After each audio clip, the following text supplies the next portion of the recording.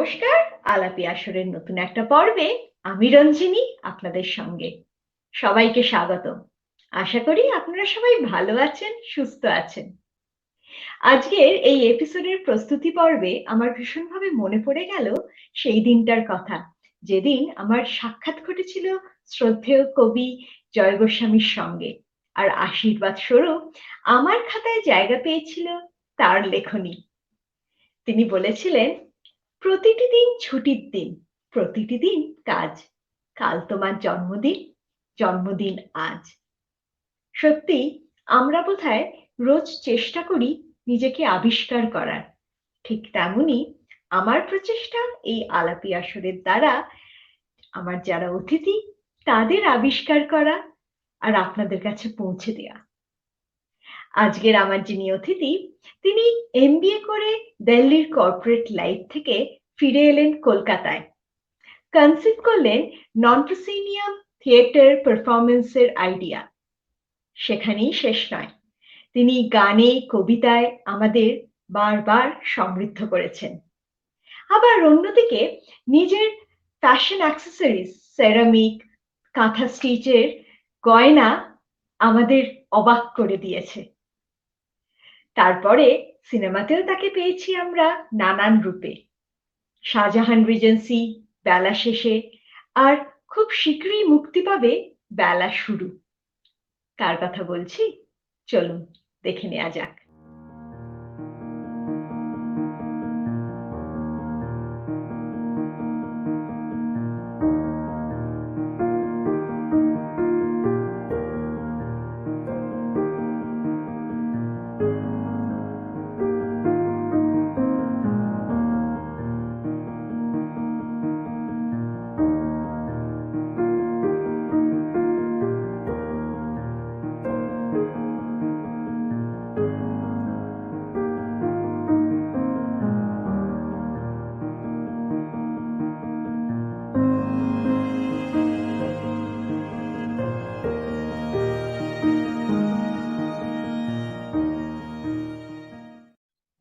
Please welcome Sujoy Prasad Chatterjee.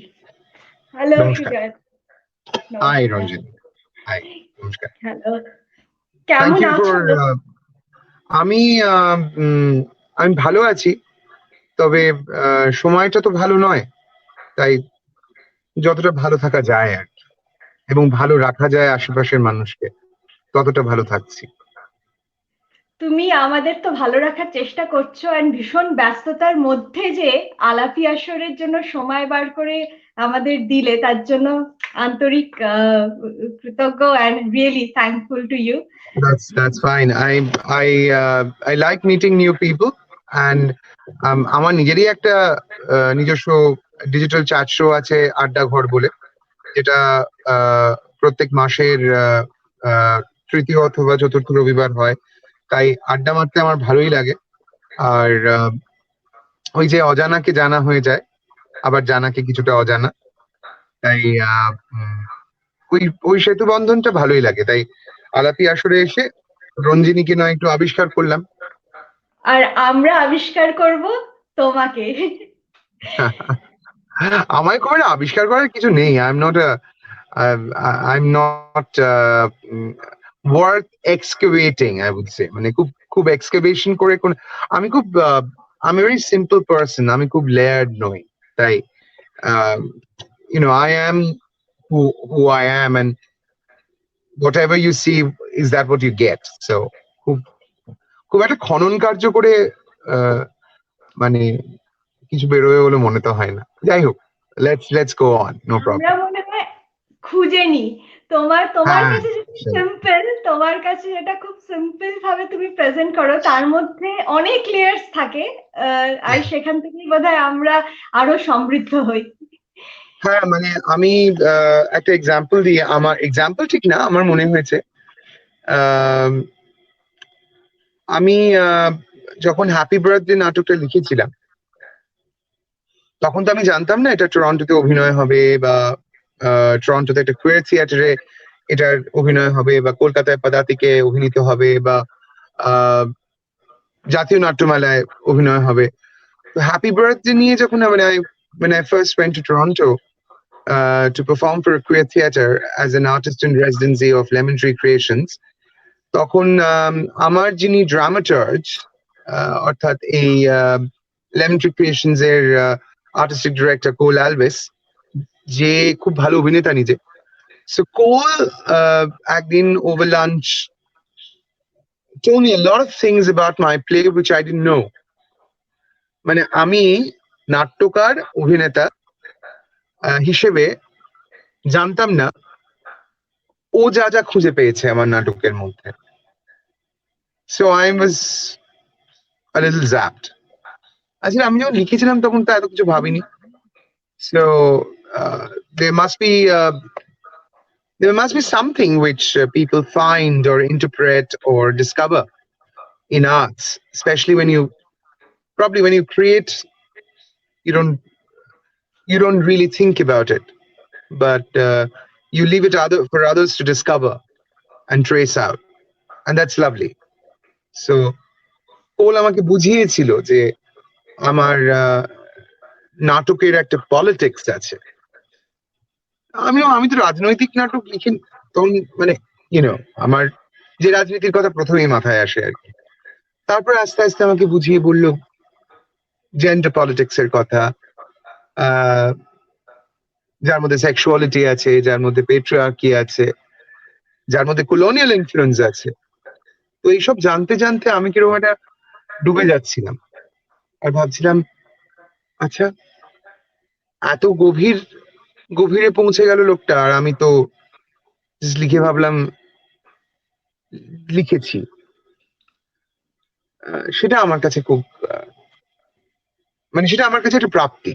মানে when I say that, I also say that আমি যখন কবিতা পড়ি, সেই কবিতার পড়ার মধ্যে তো একটা অনুসন্ধিৎসা আছে, একটা কোয়েস্ট ফর ডিসকভারি আছে। আমি আমার অনলাইন ক্লাসেসে ওই একই কথা বলি যে আমি যখন কবিতা পড়ানো শেখাবো, আমি শিক্ষার্থী তাদের বলি না, আমি সতীর্থ বলি। আমি যাদের সঙ্গে কবিতা চর্চা করি এসএসসি ক্রাফট অনলাইন বিভাগে, এই ইউকে থেকেই তো আমার 3 জন বন্ধু আছে যারা আমার কাছে শেখে। পার্থ মন্ডল শেখেন বার্মিংহাম থেকে, ইন্দ্রিলা শেখেন ডনকাস্টার থেকে, সৌম্যদীপ আবডিনের কাছাকাছি কোনো একটা শহরে থাকে, সেখান থেকে শেখে। তো এটা যখন শেখাই, আরো অনেককে শেখাই। যেহেতু তুমি ইউকে তে বেস, তাই ইউকের কথা বললাম আলাদা করে। তো যখন শেখাই বা পড়াই বা একসঙ্গে পড়ি, তখন আবিষ্কারের চেষ্টাটা থাকে। কারণ কবিতা পড়াটা আমার কাছে শুধুমাত্র ভয়েস মডুলেশন বা গলার কালোয়াতি নয়। It is a lot about voice aesthetics and possibly a little bit of self-discovery, যেটা আমাকে মোটিভেট করে কবিতা পাঠ করতে বা কবিতা নির্বাচন করতে। আমি কোথাও একটা কবিতা পড়তে গেছি, তার নির্বাচন করতে আমায় সাহায্য করে। তো ওই আবিষ্কারের ইচ্ছা, যেটা দিয়ে তুমি আজকের আড্ডা শুরু করলে, সেই আবিষ্কারের ইচ্ছা আমারও থাকে। কখনো আবিষ্কৃত হই, কখনো আবিষ্কার করি। তোমার এই আবিষ্কারের মধ্যে দিয়ে আমার একটা কথা ভীষণভাবে মনে পড়ছে। তুমি ভীষণ ইউনিক কনসেপ্ট নিয়ে, you are kind of a trendsetter. 2003 তে যখন এই মনোলগ অ্যাক্ট নিয়ে কাজ শুরু করেছিলে, কোথাও কি তুমি তোমার নিজস্বতাকে সামনে এনেছিলে? না, 2003 তে আমি ঠিক মনোলগ দিয়ে কাজ শুরু করিনি। 2003 তে আমি যেটা কাজ শুরু করেছিলাম সেটা বলি। 2003 তে আমি অল্টারনেটিভ স্পেসেস এক্সপ্লোর করা শুরু করি, এবং আমার একটা অনুষ্ঠান দিয়ে আমার ক্যারিয়ার শুরু 6ই মে 2003, যেটা রবীন্দ্রনাথের সাহিত্যে কিছু গুরুত্বপূর্ণ নারী চরিত্র তাদেরকে মঞ্চে আনা।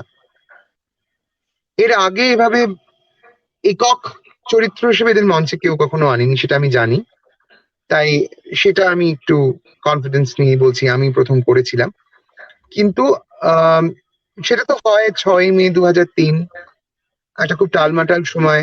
25শে এপ্রিল বাবা মারা গেছেন, 5ই মে বাবার কাজ ছিল, 6ই মে প্রথম শো ছিল। হালটা ধরেছিলেন আমার মা আর আমার বন্ধু ঋতুপর্ণা সেনগুপ্ত। তারা না থাকলে বোধহয় আজকে আমি আহ কাজই শুরু করতে পারতাম, বিকজ আমার একটা খুব কঠিন অসুখ করেছিল। I had neurocystic cirrhosis. I had a worm in my brain which was looking for a partner to mutate and play around in my in my brain. So তারা সংসার পাততে চেয়েছিল আমার মস্তকে, কিন্তু ওই আর কি, সেগুড়ে বালি, স্টেরয়েডস, ওষুধপত্র, নিউরোলজিক্যাল ট্রিটমেন্ট সবটা একসঙ্গে চলছিল। প্রায় 9.5 মাস 10 মাস আমি কোনো কাজ করতে পারিনি। আহ, খুব আহ, আহ, খুব অসুবিধার মধ্যে দিয়েছিলাম, মানে অসুবিধার মধ্যে দিয়ে গেছি সেই সময়টা। তাই ট্রেন্ড সেটার বলতে পারো এই একটা ব্যাপারই, যে আমার প্রজন্মে তখন অল্টারনেটিভ স্পেসেসে কেউ খুব একটা কাজ করছিল না।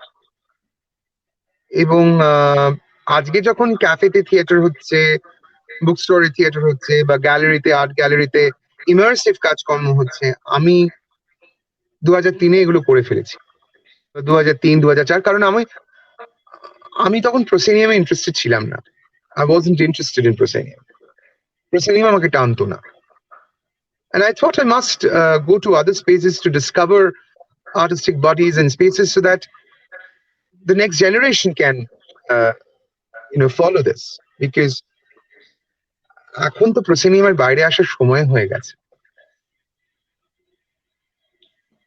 আমি কলকাতায় গত 2 বছর ধরে, this was the second season, আমি একটা ইমার্সিভ থিয়েটার করি 32 অশ্বিনী দত্ত রোড, একটা বাড়ির মধ্যে থিয়েটার করি। সেই বাড়ির মধ্যে থিয়েটার দেখতে লোকেরা টিকিট কেটে ভিড় করে দেখতে আসে। Immersive theatre is nothing new in the West. Of course I am sure UK তেও প্রচুর ইমার্সিভ থিয়েটারের অভিজ্ঞতা আছে। আমার জন্য ইমার্সিভ থিয়েটারের প্রথম অভিজ্ঞতা টরন্টো শহরে। টরন্টোর পুরনো মেয়রের বাড়িতে একটা নাটক দেখেছিলাম 3.5 ঘন্টার, দ্য হকসটাউন কালেক্টিভের নাটক। 3.5 ঘন্টার প্রায় একটা ইমার্সিভ নাটক। সেটা দেখে কয়েক বছর পর আমার মাথায় পোকাটা নড়েছিল আর কি, আবার যে ইমার্সিভ থিয়েটার কিভাবে করা যায়। এই 2004 সালের কথা মনে পড়ে গেল, প্রথম একটা বুক স্টোরে ভ্যাজাইনা মনোলগস করা। অফকোর্স রিডিং, কারণ আমার পারমিশন ছিল না। আর 2004 সালে তখন ছুটিয়ে বম্বেতে মা ভানুমতি কোতওয়াল করছেন ভ্যাজাইনা মনোলগস। আমি কলকাতায় ভ্যাজাইনা মনোলগস করলাম। তখনকার দিনে বুক স্টোরটার নাম ছিল ক্রসওয়ার্ড, এখন সেটা স্টোরি হয়েছে। সেই মনোলগস এর মাঝখানে মাঝখানে গান এলো, উইমেন এম্পাওয়ারমেন্টের গান। ডলি পার্টন, জোন বেজ, জ্যানিস জপলিন, এদের গান। তো সে গান গাওয়া হলো, কিছু মনোলগস পড়া হলো। অসম্ভব ভিড় হয়েছিল, মানে নিচে সিকিউরিটি বসাতে হয়েছে। তাই এরকম আরো অনেক নানা কাজ করেছি সেই বছর, সেই সময় জুড়ে। এখন বরং প্রসেনিয়ামে অনেক বেশি কাজ করি, এখন মানে নিজের পারফরমেন্স করি। তাও সময় পেলেই একটা আর্ট গ্যালারিতে বসে কবিতা পড়া বা একটা ক্যাফেতে বসে কবিতা পড়তে আমি অনেক বেশি ভালোবাসি। So that kind of defines how I set trends for my city and for the next generation. তোমার এই কনসেপ্টটা মাথায় কখন মানে এলো, মনে কখন হলো যে এরকম ভাবে তুমি শুরু করবে 2003-তে একটা?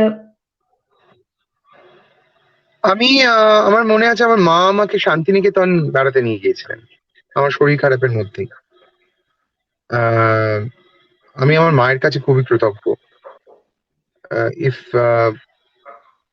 she wasn't around, I don't think I would have been around too. কারণ সদ্য স্বামী মারা গেছেন, ছেলের এরকম কঠিন অসুখ, আর একমাত্র সন্তান, কোনো সিবলিং নেই। তার মধ্যে আমাদের ফাইন্যান্সিয়াল অবস্থাও যে খুব সাংঘাতিক একটা ভালো তখন তা নয়। তাই সবকিছু ব্যালেন্স করে মা আমাকে নিয়ে গিয়েছিল শান্তিনিকেতন বেড়াতে। And I remember I I told her there যে আমি এরকম একটা কিছু কলকাতায় ফিরে গিয়ে করতে চাই। অনেক বছর পরে আমি 2012 সালে আমি monologues as a solo arts festival শুরু করি কলকাতায়, যেটা ভারতবর্ষের একমাত্র একক শিল্প উৎসব। তার মধ্যে আমরা একটা ইউথ সোলোজ এর বিভাগ শুরু করি, যেটার নাম দিই the solo room. So solo রুমটা আমি I borrowed it from the Fringe in Toronto. ওখানে একক পারফরমেন্সেস যেসব হয় ফ্রেঞ্চ ফেস্টিভ্যালে, তার নাম সোলো রুম। এই নামটা আমি ওখান থেকেই বড় করেছি, চুরি করিনি, ধার নিয়েছি। নামটা ভালো লেগেছিল বলে। বাকিটা অবশ্যই সম্পূর্ণভাবে আমার নিজের মস্তিষ্ক প্রসূত। এবং I tried to initiate this festival with my friend Chaiti Ghosh, ওর অর্গানাইজেশন ফ্রিডম ফরএভার। এই বেজানা মনোলগস এর কথা গিয়ে মনে পড়লো, যখন মহাবানুমতি কোতওয়াল ছুটিয়ে করছেন ওখানে অভিনয় বম্বেতে, আমরা মহাবানুমতি কোতওয়ালকে মনোলগস ফেস্টিভ্যালের সূত্রে কলকাতায় এনেছিলাম টু ডু শার্লি ভ্যালেন্টাইন, যেটা ইউকে বেসড একজন প্লে রাইট উইলি রাসেলের লেখা, খুব বিখ্যাত শার্লি ভ্যালেন্টাইন। তুমি পারলে সিনেমাটা দেখো। আমি জানি না এখন ওয়েস্ট এন্ডে শার্লি ভ্যালেন্টাইন হয় কিনা। আর এটা খুব বিখ্যাত নাটক শার্লি ভ্যালেন্টাইনে, মানে সরি উইলি রাসেলের হচ্ছে educating Rita. So Educating Rita is of course also very popular feature film. তো সেই আর কি। আমার তোমার প্রশ্নটা ছিল আমি নিজেকে কিভাবে সামনে আনলাম। মানে নিজেকে সামনে আনলাম মানে আমার তো একটা সিগনেচার ক্রিয়েট করতে আমি শুরু করলাম। মানে আমি যে আমার কাজগুলো করছিলাম তাতে তো of course I was creating my own signature. তাই সেভাবেই শুরু হলো বলতে পারি। আর ওই যে তুমি একটা প্রথমে বললে আবিষ্কার করার চেষ্টা, আমি আমার এই কাজগুলোর মধ্যে দিয়ে হয়তো নিজেকে আবিষ্কার করার চেষ্টা করলাম। তোমার কাছে নিজস্বতার ডেফিনেশন কি? আচ্ছা, আমার কাছে নিজস্বতা বলতে আমি বুঝি আমার কাজ এবং আমার মনন, আর আমি things that I stand up for, things that I stand for, I think defines who I am. আমার নিজস্বতা সেটাই। আমার কাজের মধ্যে দিয়ে আমার নিজস্বতা প্রকাশ পায়। আমি যাতে বিশ্বাস করি, আমার বিশ্বাসের মধ্যে দিয়ে আমার নিজস্বতা প্রকাশ পায়। আমার ভালোবাসার মধ্যে দিয়ে আমার নিজস্বতা প্রকাশ পায়। আমার প্রেমের মধ্যে দিয়ে আমার নিজস্বতা প্রকাশ পায়। তাই নিজস্বতা প্রকাশ করার একটা মাধ্যম খুঁজে নিতেই হবে। সবাই খুঁজে পায়। তুমি যে আলাপি আসর করো, তুমি নিজেকে খুঁজে পাও এর মধ্যে। আবার সেই চলে যাচ্ছি নিশ্চয়ই, আবিষ্কার করারও ইচ্ছেও আরো আমার বেড়ে যায়। মানুষের কাছে নিজের তোমাদের সবার কথা পৌঁছে দেওয়ার ইচ্ছে আরো বলতে পারো প্রখর হয়ে যায়। আমার ভীষণভাবে মনে হচ্ছে সুজয়দা, যখন কিছু কেউ প্রথম শুরু করে অনেক চ্যালেঞ্জেস আসে, especially when somebody is pioneer in something। আর তোমার এই মনোলগ এন্ড এরকম যে সেটআপ, তুমি কোনো চ্যালেঞ্জেস ফেস করেছো? অনেক চ্যালেঞ্জেস। 2012 সালে যখন আমি প্রথম মনোলগস ফেস্টিভ্যাল করি, I was cheated by my business partner, and 26 দিনের মাথায় আমি যা বুঝতে পারি যে I had nothing, so I had to realign my thoughts. 20 জন বন্ধুর টাকায় প্রথম মনোলগস ফেস্টিভ্যাল হয় ম্যাক্স মিলার ভবনে। সে বছর পারফর্ম করেছিলেন তাহা তাহা সব ব্যক্তিত্ব, চপল ভাদুরী, শাওলি মিত্র, বিজয়লক্ষ্মী বর্মন, প্রণতি ঠাকুর। প্রথম দিন অ্যাঙ্করিং করেছিলেন না প্রথম দিন আমি করেছিলাম, দ্বিতীয় দিন করেছিলেন চৈতালি দাশগুপ্ত এবং তৃতীয় দিন সুতপা বন্দ্যোপাধ্যায়। তাই মানে আর কি, মানে সেটাই আর কি, মানে ওইটা আমার কাছে একটা বিরাট চ্যালেঞ্জ ছিল। আমার বন্ধু বান্ধবরা আমার পাশে এসে দাঁড়িয়েছিল, নাহলে আমি পারতাম না। এবং 2013 সাল থেকে তো চৈতি ঘোষ আমার বন্ধু ফ্রিডম ফর এভার থেকে এই ফেস্টিভ্যালটা শুরু করে। তাই চ্যালেঞ্জেস তো থাকবেই, তবে চ্যালেঞ্জেসকে আমি আর নেগেটিভ হিসেবে দেখি না। I think they kind of address my adrenaline. আমার সেটাই মনে হচ্ছিল এতক্ষণ যে আমাদের এই কথার মধ্যে দিয়ে তোমার লাইফে অনেক সময় অনেক চ্যালেঞ্জেস এসছে, কিন্তু তুমি থামতে কখনোই পারোনি, চাও না, সব থেকে সেটা না, বড় এই কথা। তো এই লকডাউনের মধ্যেই তো এত কাজ করা, অনেকগুলো প্রজেক্টস করলাম, অনেকগুলো কাজ করছি। একটা প্রায় ফুল লেন্থ ডকুমেন্টারি শুট করে ফেললাম আমরা স্পটলাইট নামে, পুরনো বাংলা থিয়েটারের ইতিহাস নিয়ে। মানে ইতিহাস বলবো না, যে ব্রডওয়েটা ছিল কলকাতার, উত্তর কলকাতায়, the theater district that we had and we have no more. এই যে কাজগুলো করতে পেরেছি তার কিন্তু কারণ আমার আবার বন্ধুরা, আমার দুই বন্ধু শ্যামশ্রী রায়চৌধুরী এবং অভিষেক ঘোষ, যারা মন্ট্রিয়ালে থাকে, তারা এগিয়ে এসছেন। শান্তনু গুহরা এবং কেয়া গুহরা দিল্লি, তারা এগিয়ে এসছেন এরকম একটা কঠিন সময় আমাকে আমার প্রজেক্ট ফান্ডিং করতে, আমাকে সাপোর্ট করতে। এটাই আমি বলছি রঞ্জিনী, গভর্নমেন্টকে দোষ দিয়ে লাভ নেই। আই এম শিওর ইউকে তেও এরকম এক্সাম্পল আছে, যে ওয়েস্ট এন্ড যেখানে এত বড় থিয়েটার হয়, এত এত মানুষ থিয়েটারে টিকিট কেটে দেখতে আসেন। আরে থিয়েটার দেখার কালচার, মানে it's a part of the culture, সেটা না আস্তে আস্তে কোথাও নষ্ট হয়েছে আমাদের শহরে, thanks to television.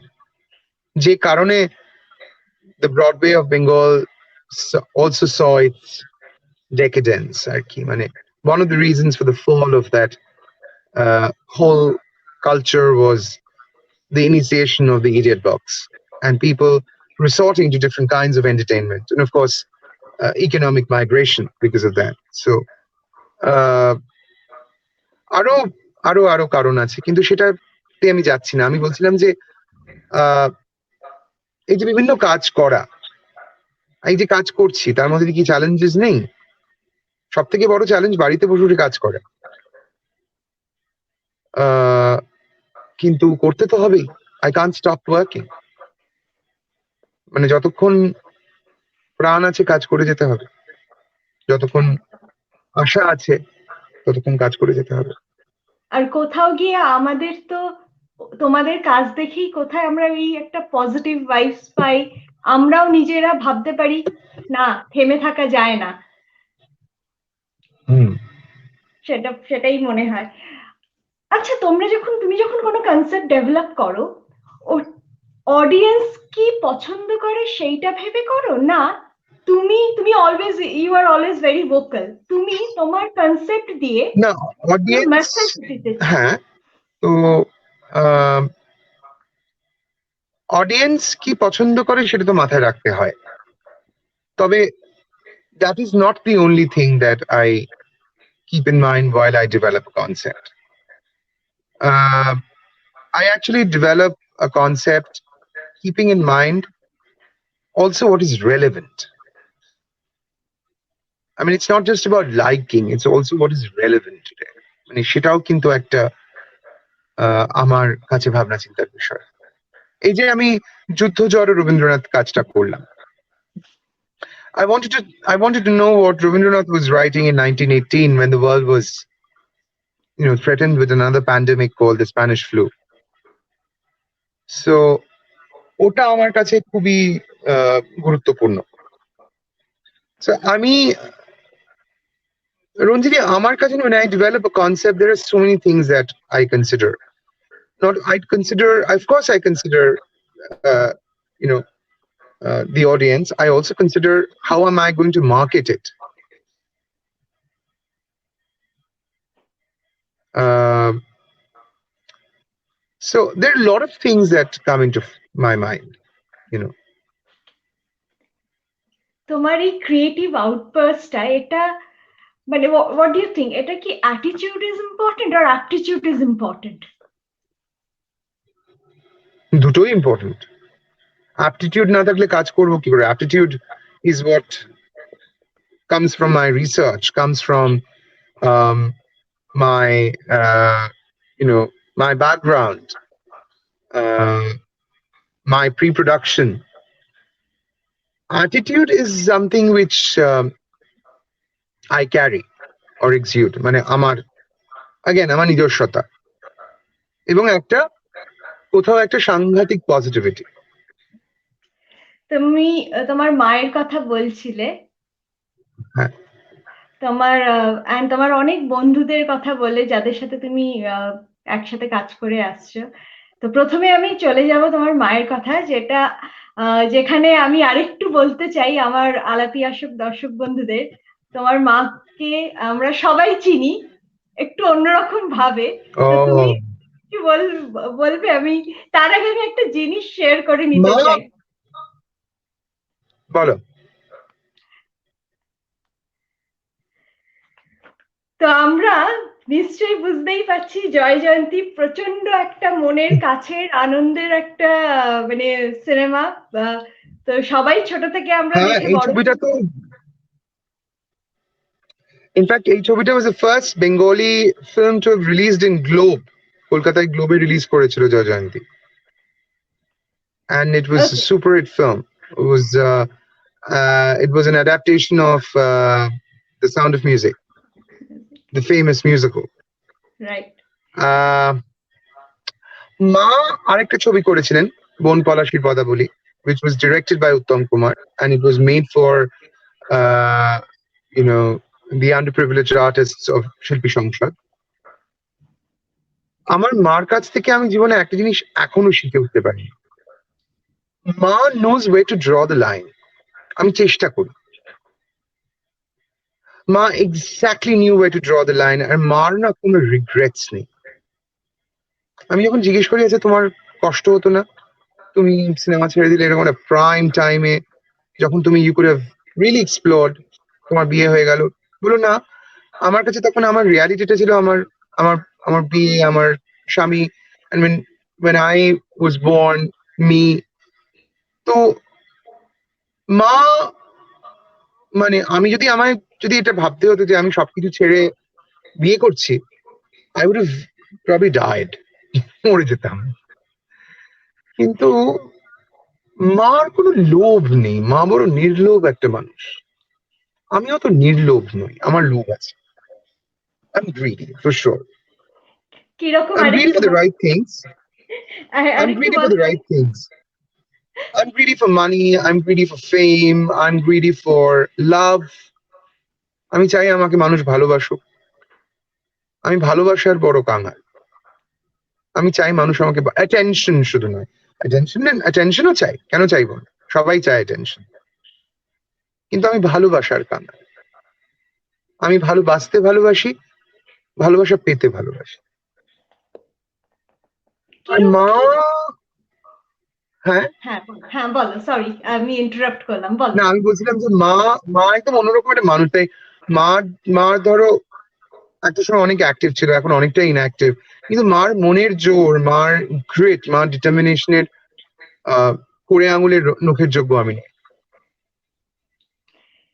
So I still learn from her.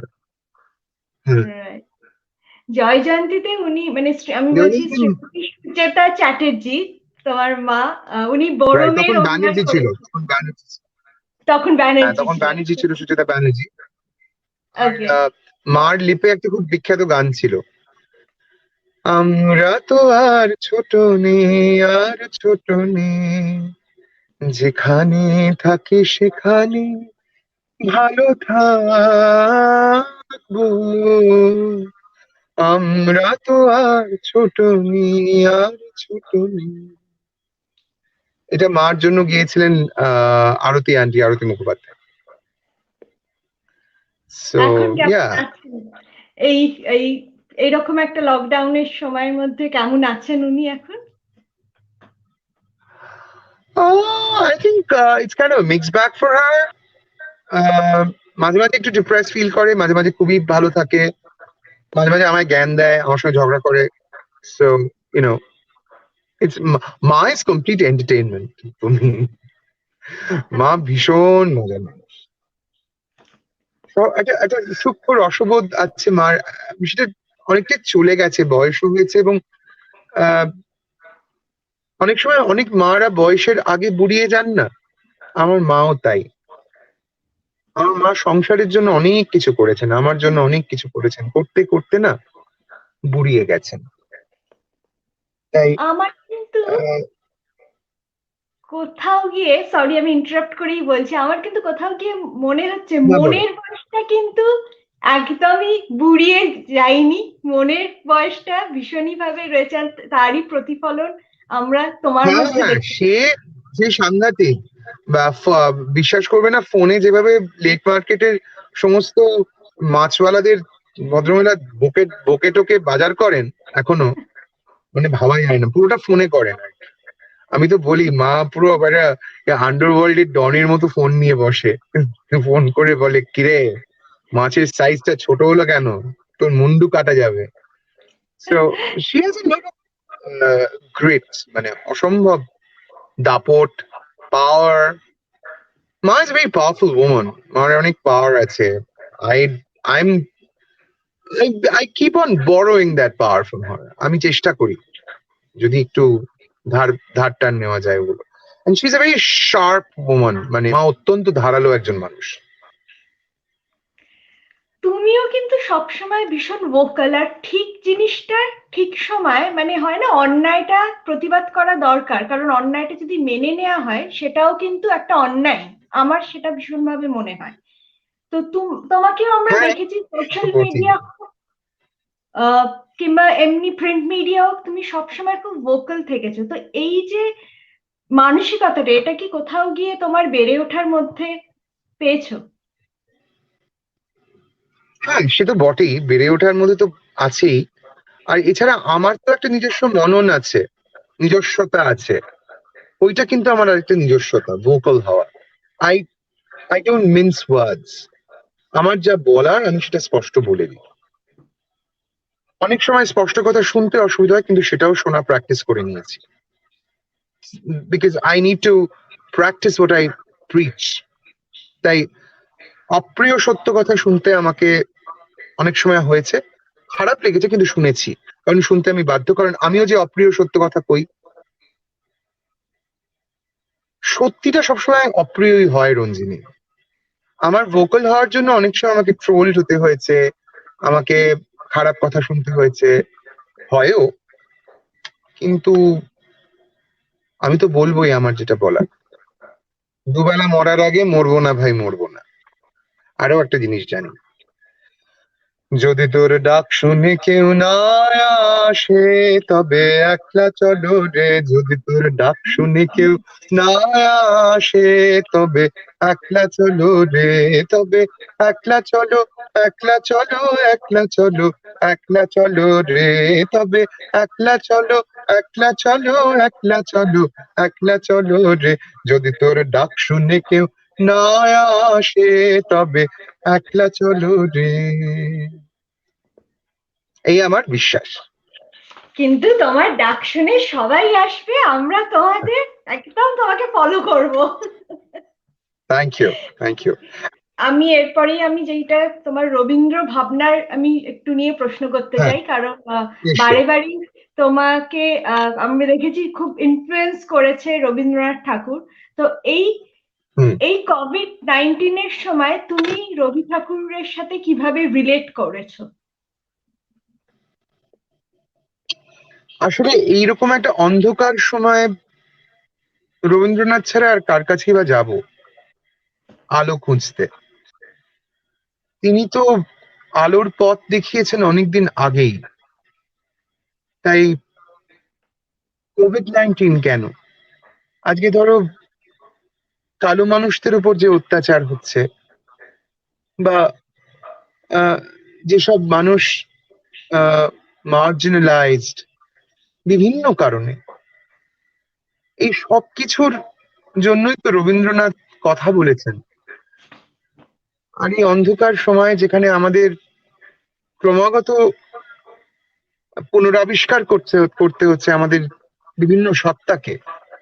ধরো আমার যে জীবিকা, আমাকে আমাকে ভাবতে হয়েছে আমি তো এই সময় টেলিভিশন বা ফিল্মে কাজ করতে পারবো না। And I don't work regularly for a screen or television. So I had to reinvent my profession because I needed to uh, earn my livelihood. I started online classes এবং সেই তো কবিতার হাত ধরেই। আর কবিতা মানেই তো প্রথমে রবীন্দ্রনাথ আমার কাছে। তাই রবীন্দ্রনাথকে আমি বারবার, he's not he's not really Thakur for me. He's someone who's a healer, who's my therapist. না, আমার যখনই খুব কষ্ট হয় আমি তখন রবীন্দ্রনাথের গান শুনি, গীতবিতান পড়ি, কবিতাগুলো পড়ি, লেখা পড়ি, and I feel that he's talking to me. He's a friend for me. মানে Yeah, আমি go ওনাকে to say. আইডল ওয়ার্শিপ করি না, he's a friend for me. মানে উনি তো লিখেছেন, আলোকের ঝর্ণা ধারায় ধুইয়ে দাও আপনাকে লুকিয়ে রাখা ধুলার ঢাকা, ধুইয়ে দাও আলোকের ঝর্ণা ধারায় ধুইয়ে দাও। আলোর যে ঝর্ণাধারার কথা যে কবি বলতে পারেন, তার কাছেই তো মানুষ অন্ধকার সময় ফিরে ফিরে যায়। আমিও ব্যতিক্রম নই। একদম তোমার কাছে কবিগুরু হচ্ছে গো টু পার্সন, সেটা আমরা গো টু পার্সন তোমার কাছে কবিগুরু। Yes, absolutely. There are two go-to persons in my life, Rabindranath and my mother. আমি মনে করার চেষ্টা করছি তুমি তোমার টাইম ম্যানেজমেন্ট কি করে করো সুজয়দা, বিকজ তুমি নিজেকে এত দিকে প্রসারিত করেছো। শুধু যে তোমার কবিতা পাঠ তা নয়, তুমি অবভিয়াসলি মিডিয়ার সাথে মানে সিনেমার সাথে যুক্ত রয়েছো, তোমার নিজের নাটক, নিজের একটা কনসেপ্ট ডেভেলপ করেছো, তোমার নিজের ব্র্যান্ড আছে, ফ্যাশন অ্যাক্সেসরিজ ব্র্যান্ড আছে। Fashion accessories, হ্যাঁ। তো কি করে নিজের সময়টা ভাগ করে নাও? It's very inspiring. It's very inspiring, but আমি করিনি because I want to do that. If I badly look, if I badly want to do something, I bloody well do it. কি জানো তো Ranjini, I uh, if you need to do something and if you believe that it's just one life that you have and you want to do it, just do it. You have to do it. You better do it. তাই আমি করেও ফেলি। একদিন আমার হঠাৎ করে মনে হলো একটা বন্ধুর সঙ্গে ক্যাপুচিনো খেতে খেতে যে আমি না চাই বেশ আমার একটা নিজস্ব গয়নার ফ্যাশন লাইন থাকুক। ও রাজি হয়ে গেল আমার সঙ্গে কোলাবোরেট করতে। আমিও দেখলাম হ্যাঁ এ তো বেশ হলো, লেটস ডু ইট। সেরামিকের গয়না নিয়ে কাজ করতে শুরু করলাম। এবছর তো এক্সিবিশন করা হবে না যা অবস্থা, কিন্তু ইউনো আবার কখনো না কখনো করব, ফিরে আসবো কাজগুলো নিয়ে। I also had my own clothing line. আমার আতোষ বলে একটা ব্র্যান্ড ছিল, where I manufactured বলবো না, of course with two other designers, Chanderi Ghosh and Aditi রায়। রাঙা বলে একটি ব্র্যান্ড, তার সঙ্গে কোলাবোরেট করেছিলাম। ধুতি প্যান্টস and ওই হারিম প্যান্টস এর মতো, বাট সেটাও এখন স্থগিত রয়েছে আপাতত। But I'll come back to them. I don't leave things behind. I keep coming back to them. তাই আমার কামব্যাকটা কোনো স্টারের মতো সূচিত না। I don't need a film to come back to anything. I need my time and I also need that complete orientation to things. That's it. আমি ঠিক করে তো ফেলি। এই আমাদের মতন যারা দেশের থেকে এতটা দূরে রয়েছে তাদের জন্য কিছু ভেবেছো? অনলাইন অপশন আছে হ্যাঁ, তোমার? আমি তো ইনফ্যাক্ট যে কবিতার ক্লাস করাই, you can definitely enroll in that class so that we can both kind of discuss arts. আমাদের অনুষ্ঠান আছে আগামী 18ই জুলাই, ফেসবুক পেজ এসপিসি ক্রাফটের যে ফেসবুক পেজ, বলতে ভুলে গিয়েছিলাম আমি একটি ইন্টারডিসিপ্লিনারি আর্টস কালেক্টিভ চালাই এসপিসি ক্রাফট নামে, কলকাতার একমাত্র ইন্টারডিসিপ্লিনারি আর্টস কালেক্টিভ। তার একটা অনলাইন বিভাগ আছে যেটা দিয়ে আমি আমার কবিতা বিভাগ শুরু করি, কবিতার ক্লাসের বিভাগ। তার যে প্রবাসী শিল্পীরা তারা একটি অনুষ্ঠান করছেন আগামী 18ই জুলাই। সো আমার কাজ হচ্ছে নতুন শিল্পী তৈরি করা, নতুন শিল্পীদের এগিয়ে দেওয়া, সেটা তো আমায় করতেই হবে। আর ফিরে আসছি তোমার ফ্যাশন অ্যাক্সেসরিজে, সেইখানে কিছু অনলাইন অপশন আছে যদি আমরা না এই গো, এখন এক্ষুনি we don't have an online gateway or a portal, তবে আমাদের ইচ্ছে আছে ভবিষ্যতে সেভাবেই কাজ করার। We want to. We have to একদম rather. আমাদের বঞ্চিত করো না এইভাবে। না, না, তোমার ইন্টারেস্টিং, আমি দেখেছি ভীষণ interesting actually design and concept and হ্যাঁ, very they're very unique, interesting. Very very unique. Unique, হ্যাঁ। Very unique. তোমাকে আমরা কি আর মানে বিকজ অ্যাজ ইউ সেড তুমি সবসময় কিছু না কিছু নতুনত্বের মধ্যে নিজেকে খুঁজে পাও, আমাদের খুঁজে দাও। তো কি রয়েছে এখন আরো আমরা পেতে চলেছি তোমার কাছে? I'm about to start the shoot of my short film, Home, which is based on Arundhati Subramaniam's poem, Home. I'm directing another short film where Shohak Shen is the mentor and she's also writing the film. It's called The Sorrow of Love, which is taken from a W.B. Yeats poem. এই দুটো কাজ আপাতত করছি, ফিল্মের shorts করছি, feature film direct করার ইচ্ছে আছে, তবে সেটা তো সম্পূর্ণ ফান্ডিং এর উপর নির্ভর করে। So one fine day. Opera নিয়ে কখনো কিছু ভেবেছো? বিকজ আমাদের এখানে অপেরা কি ইজ নিয়ে? সামথিং। Opera opera? না, opera is not my strength. Opera নিয়ে এক্ষুনি কিছু ভাবিনি, তবে I wish I could direct Valmiki Pratibha with a completely British cast. ইচ্ছে করে কমপ্লিটলি ব্রিটিশ কাস্ট। আমি একবার উইলিয়াম রাদিচির সঙ্গে অভিনয় করার সুযোগ পেয়েছিলাম কলকাতায়, thanks to Debashish Roy Chowdhury. It was called The King of the Dark Chamber, রবীন্দ্রনাথের রাজা নাটকের ইংরেজি অনুবাদ, উইলিয়াম রাদিচিরই অনুবাদ। না, উইলিয়াম রাদিচির অনুবাদ ছিল না, উইলিয়াম রাদিচি অভিনয় করেছিলেন ওই নাটকে। যে চরিত্রে উনি রাজার চরিত্রে অভিনয় করেছিলেন আমার মনে আছে, and I played the imposter king, Suborno. So it was a lovely experience working with him and of course being directed by Debashish Rai Chaudhary, who is one of the foremost Tagore scholars in the country. Excellent. আর তুমি বেলা শুরুতেও কাজ তো মানে almost তোমাদের বেলা শুরুতে আমাদের তো তোমরা রিলিজ করার কথা ছিল মে মাসে, কিন্তু মে মাসে তো রিলিজ করলো না unfortunately, but I hope by the end of the year কোনো একটা সময় রিলিজ করবে। আমার একটা ওয়েব সিরিজেও কাজ করার কথা চলছে, এটা এখনো ফাইনালাইজড হয়নি, হলে ভালো হয়।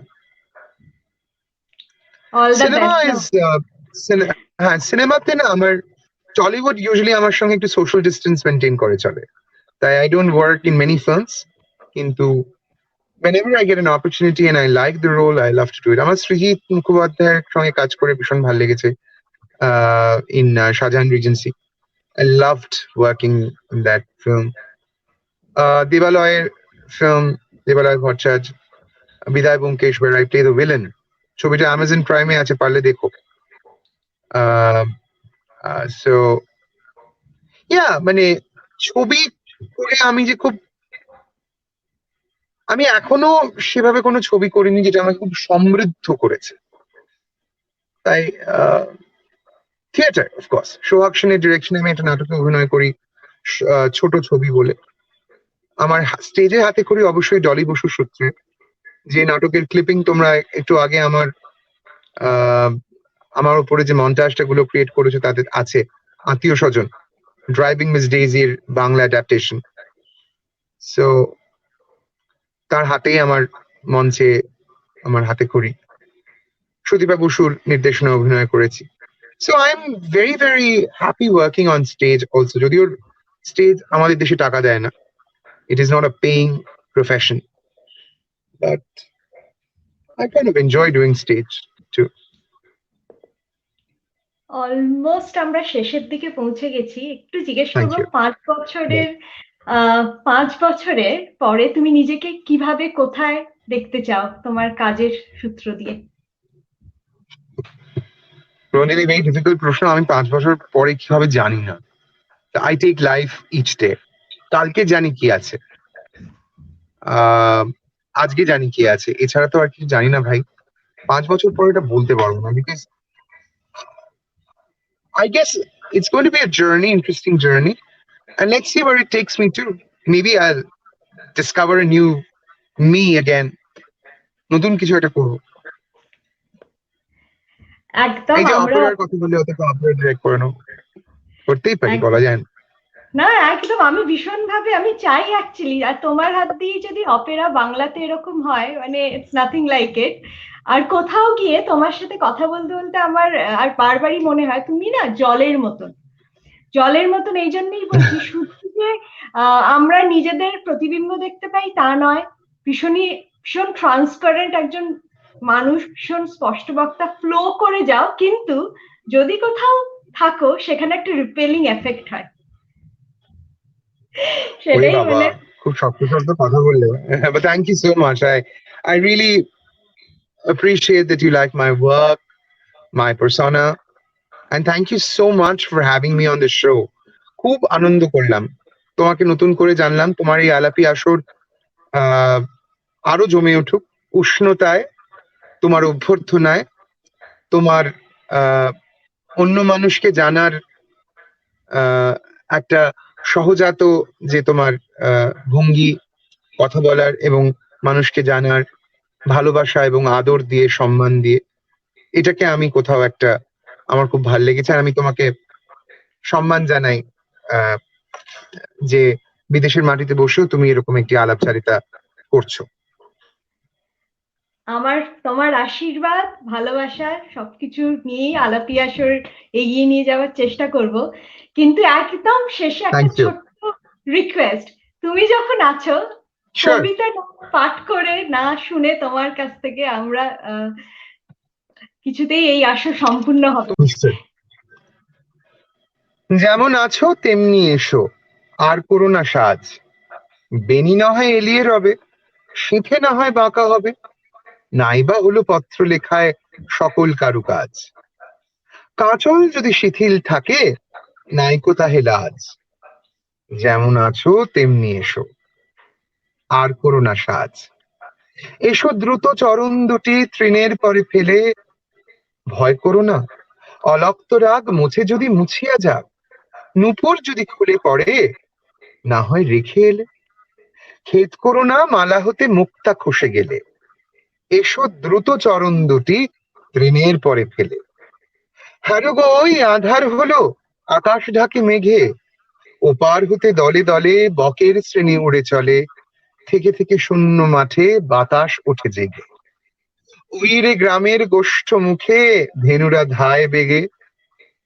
হ্যারো গো ওই আধার হলো আকাশ ঢাকে মেঘে, প্রদীপখানি নিবে যাবে মিথ্যা কেন জালো, কি দেখতে পায় চোখের কাছে, কাজল আছে কি না আছে, তরল তব সজল দিঠি মেঘের চেয়ে কালো, আখের পাতা যেমন আছে এমনি থাকা ভালো, কাজল দিতে প্রদীপখানি মিথ্যা কেন জালো, এসো হেসে সহজ বেশে আর করো না সাজ, গাঁথা যদি না হয় মালা ক্ষতি তাহে নাই গো বালা, ভূষণ যদি না হয় সারা ভূষণে নাই কাজ, মেঘে মগন পূর্ব গগন বেলা নাই রে আজ, এসো হেসে সহজ বেশে নাই বা হলো সাজ।